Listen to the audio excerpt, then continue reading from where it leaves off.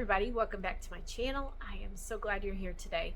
Today is Friday, August 2nd, and I am filming, hopefully this video will be up today, and along with a couple other videos that I'm putting together, and this may be the first week since May that I have 2 videos up this week. So I am kind of trying to get back at it and get caught up a little bit and come back.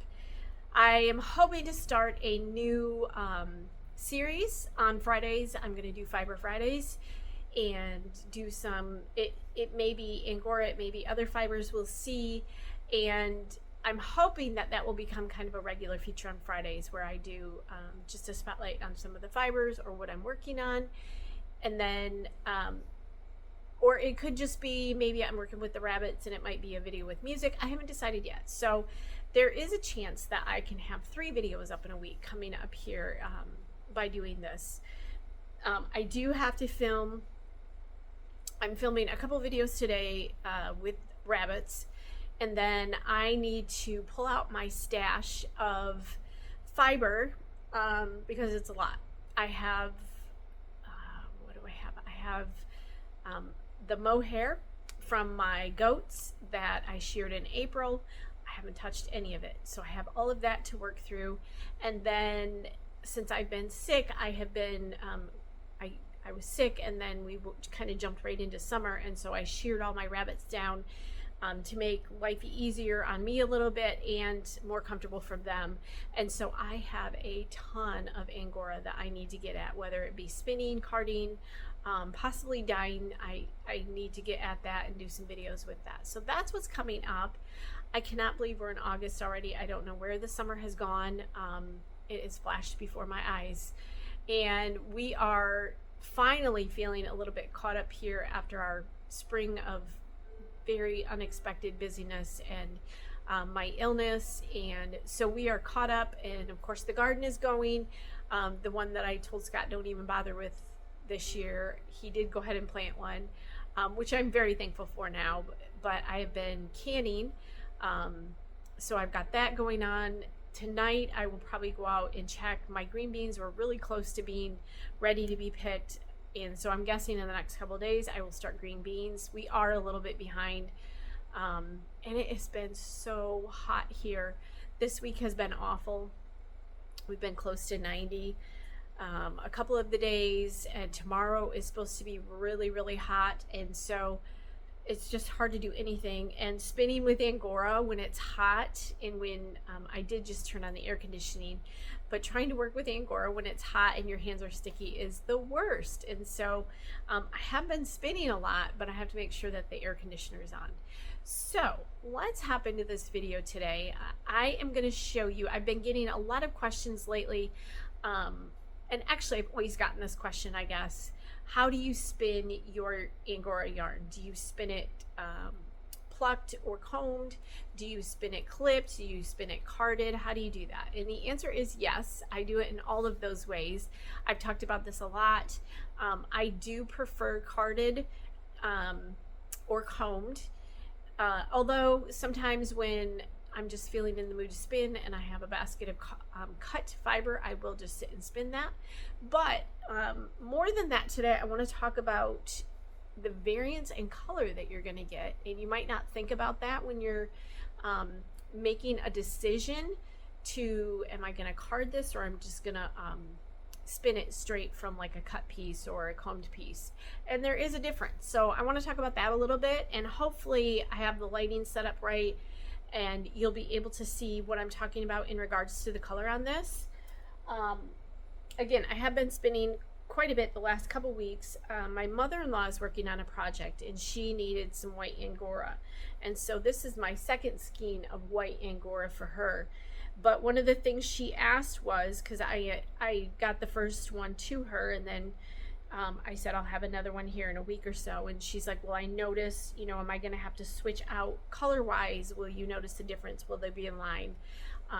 And I think white is one of those colors that there is going to be no variance in. I think you can take any white Angora and spin them all together, and you're going to pretty much see white. And it actually isn't white, it's more of a creamy white.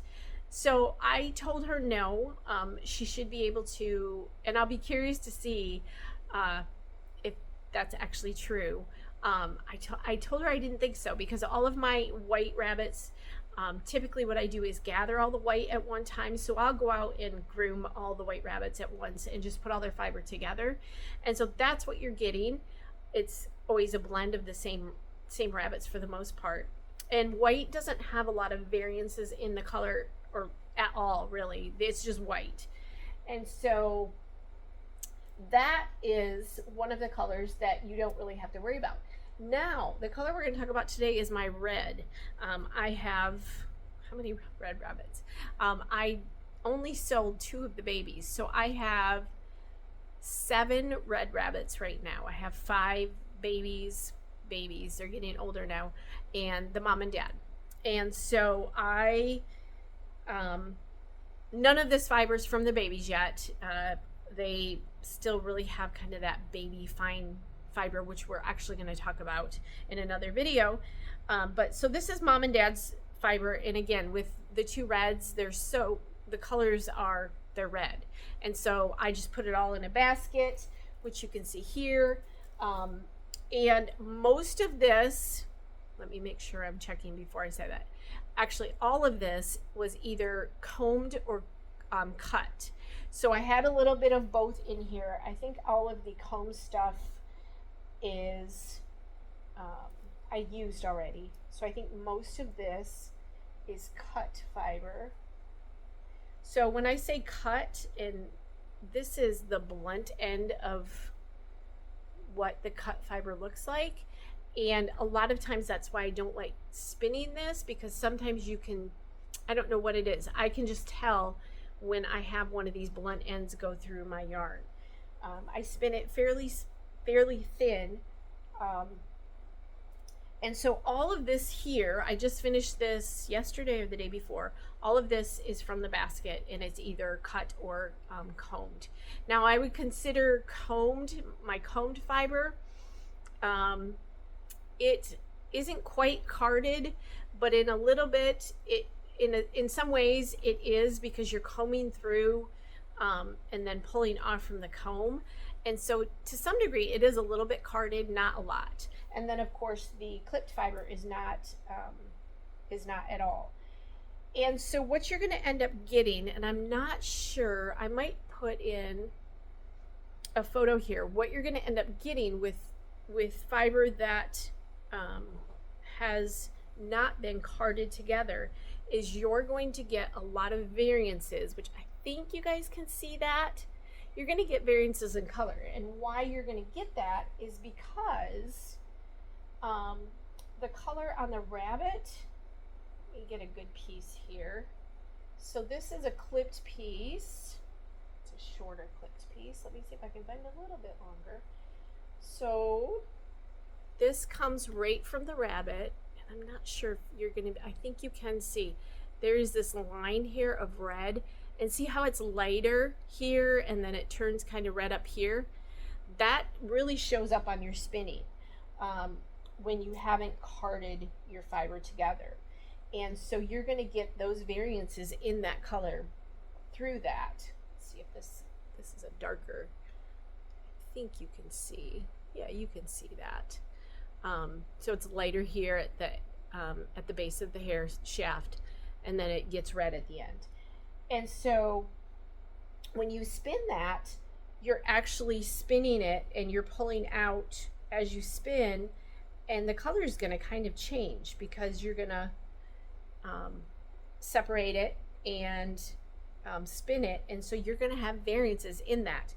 And I will try to do a still picture and pop it in here.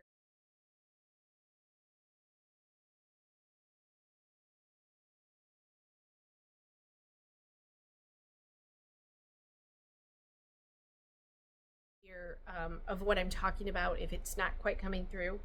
Now, on my wheel right now, I have taken some carded fiber, and let me see if I can show you the difference between carded fiber and clipped fiber.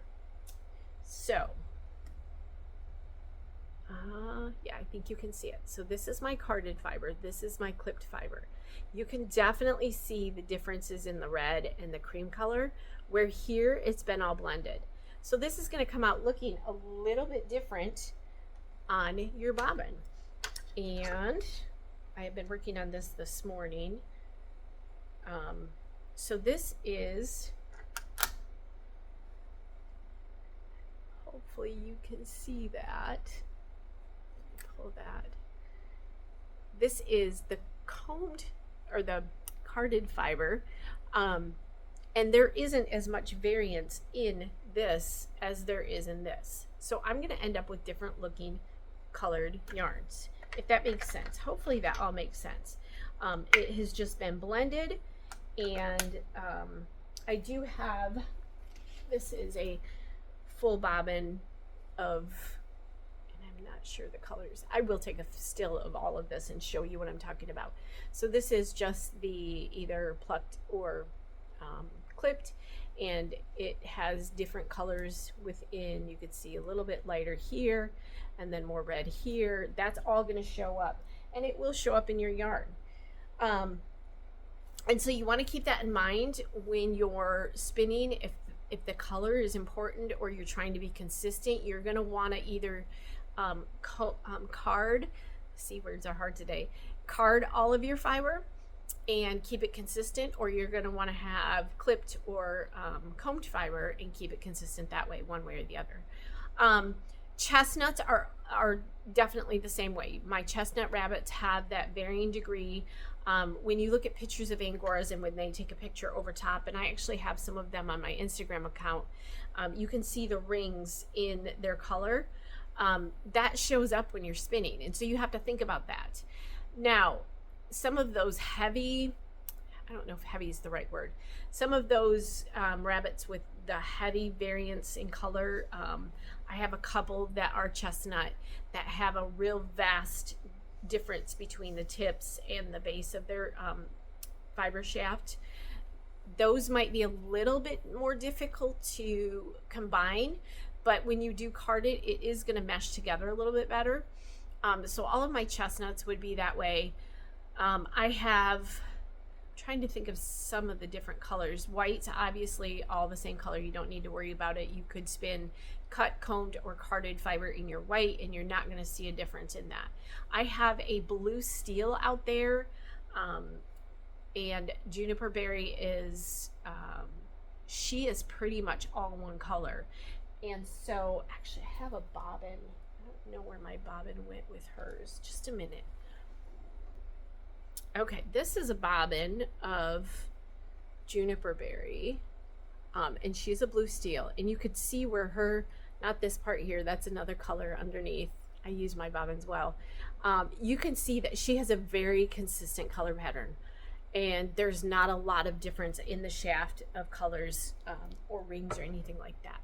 So I think that's all I wanted to talk about today. So does it make a difference how you do it?